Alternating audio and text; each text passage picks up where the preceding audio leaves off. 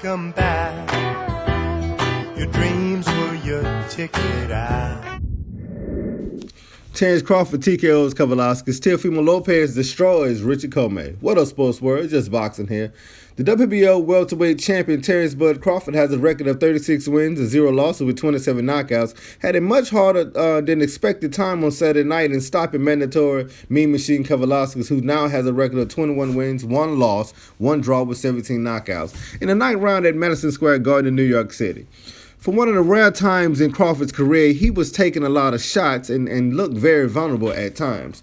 Fortunately for Crawford, he wasn't in there with Errol Spence Jr. or Showtime Sean Porter.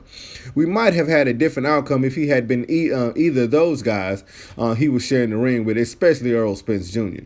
Crawford dropped Kavalauskas in the 7th with a series of hard shots.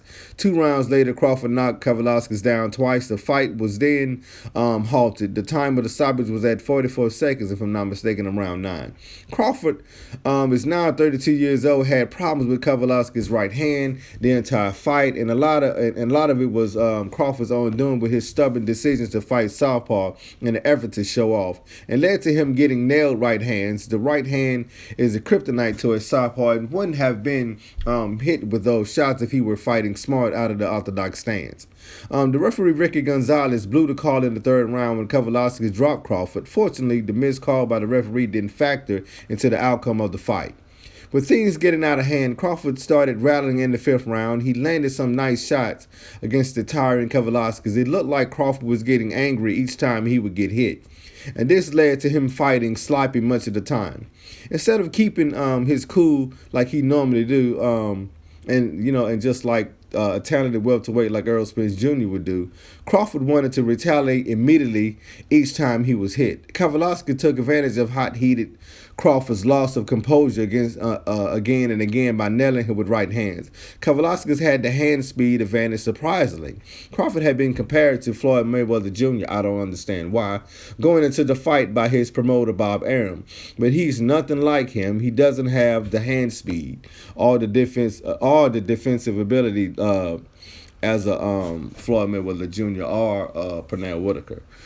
His nose looked jacked up from the hard punches from the hard right hands he was eating from Kavalauskas, and he wasn't the young fighter that impressed earlier. Crawford has already been replaced from the number 2 position that he held in Ring Magazine pound for pound rankings, and now sits at the number 4 spot. Crawford's not happy about being demoted, but he's clearly lost something from his game. We saw that in the last fight against Amir Khan last April. In that fight, Crawford was getting hit a lot until he ended the fight with a low blow in the 6th round. Some boxing fans feel that Crawford got angry about getting hit, so he resorted to fouling. We saw Crawford hurt Kavalauskas with a rabbit punch in the 7th round.